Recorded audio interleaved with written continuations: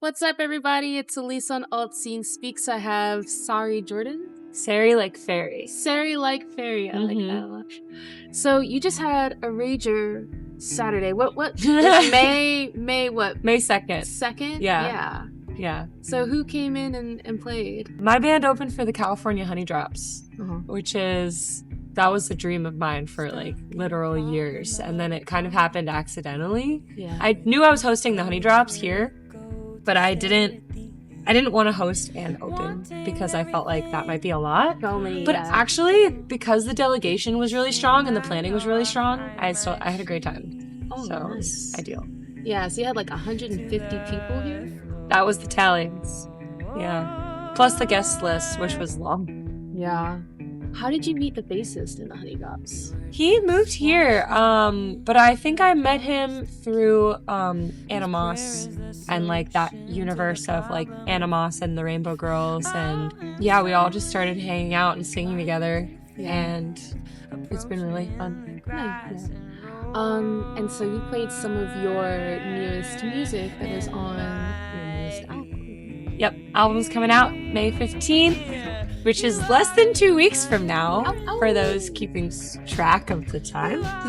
I played mostly songs from the album, and then I threw in 2 that are not. I have this one song called Burning Alive, which is it's not that dramatic, but it's one of my favorites that I've written, but it didn't make the album because it didn't quite like fit in with the others, but it is a favorite among friends. And I also played one called More or Less Human, which is a song about how I feel about the AI revolution. So. I know when we last saw each other over at the Domino. The Geronimo.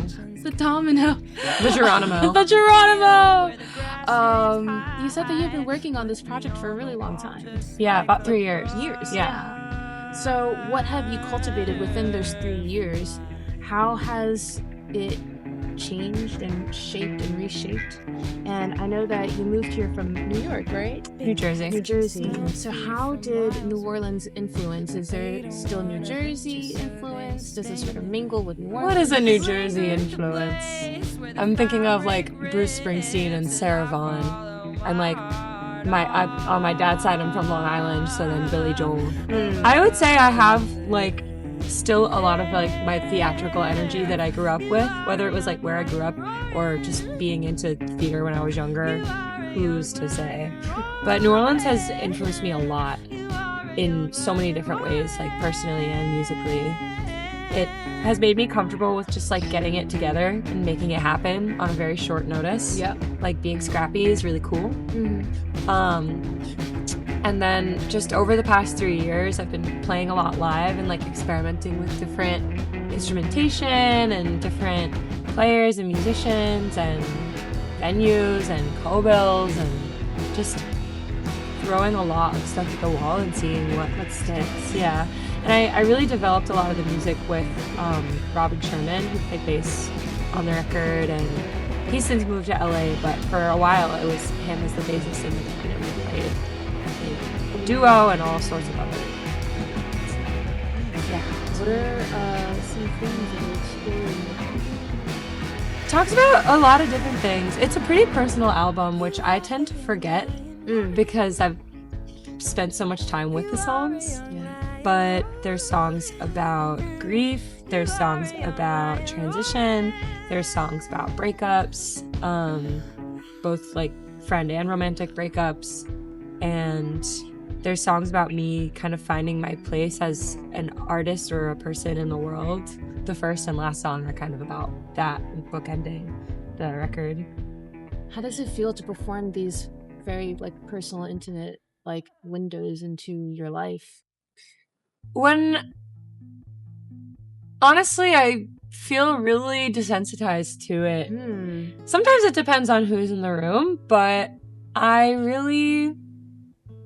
feel really focused on the music part. Yeah. Like I feel really focused on like The performance. singing and accessing.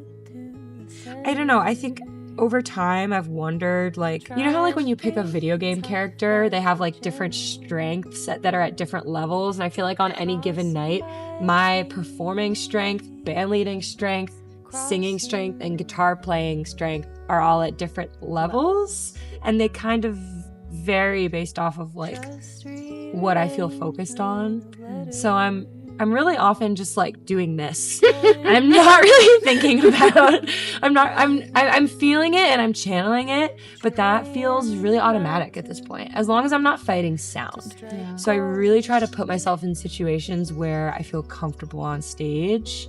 So I'm pretty specific about where I try to play and intentional with that. But if I'm not fighting sound, it all comes pretty naturally. Yeah. And what's your favorite venue to perform? Ooh. Lately, the Tigerman Den. Nice. But it just feels so homey because I worked there as a art teacher. Oh, no way. Yeah. And so I feel very comfortable there. And I also just love, I love that I'm teaching there and performing there. And it's really, hey, friend. It's good. I have your stuff right over there. Yeah. Hey, guys, this is Lorenzo. Hey, Lorenzo. Let's get a shot of Lorenzo. Come on. There he is. Let's go.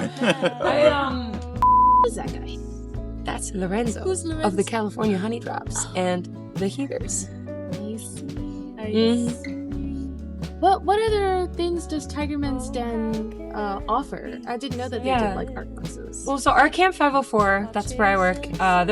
We are moving to a new building that is our own, which is really exciting because then we won't have to move things back and forth in between events. Yeah. But it's really, really nice just to have access to the space as an artist, to use it for rehearsals. I shot a video there, my Tiny Desk submission. Oh, yes.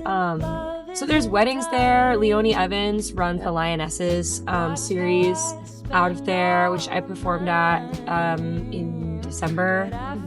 And yeah, there's all sorts of stuff going on there. Lisa, who runs it, actually, there's a documentary being made and filmed now. So There we go. it's called "What Is This Place?" because everyone's always asking, "What is this place?" But that it sits on the block of like Clouette and Royal, and it's just this very, very artistically community dense neighborhood. So yeah, it's in a cool spot, and it's a place where dreams come true. What's the name of your album? My album is called "Perfect Be the Enemy." Yeah. Where did that come from? It's the title track. As soon as I wrote the song, I knew it was the name of the album. I don't really play that song live all that much. Yeah. I think I've kind of been saving it and like figuring out how it's meant to be played. It started off as kind of like a shoegaze banger, but it's evolved over time to be like 4 people playing acoustic guitar and bass and shaker, and that's it. So it's really like taken a lot of forms. It's just 2 chords, so it could really be anything. And but the song is about like moving from a place of helplessness to a feeling of being in your power.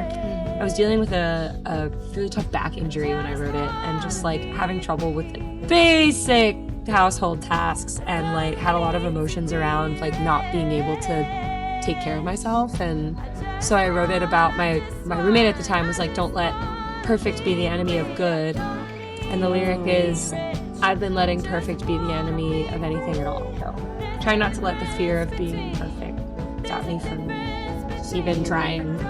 Yeah. So when is your album being released again? May 15th. May 15th. Aubrey Jane. We're gonna be album twins. Hell yeah. Mhm. Love Aubrey Jane. Yeah. And your release show already happened.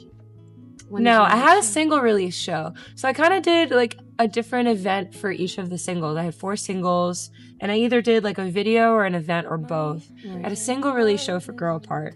A lot of people thought that was the album release show. That's what I thought. Yes, but no, I'm going all out for the album release show. It's at Cafe Istanbul. Mhm. I got cellos, and trombones, and singers, and just bringing in all the stops. So that'll be next Thursday, and I'm really excited. What's the date specifically? May 14th. May 14th. Yeah, Sweet. and which is great because then Aubrey's release show is the 15th, and I can go. Cool. Yeah. Well, is there anything else you'd like to add? I think what you guys do is really cool. So thanks for doing it, and just really honored to be a part of the New Orleans music community. It's really like the honor of my life, actually. So Wow. yeah. Thank you. Yeah.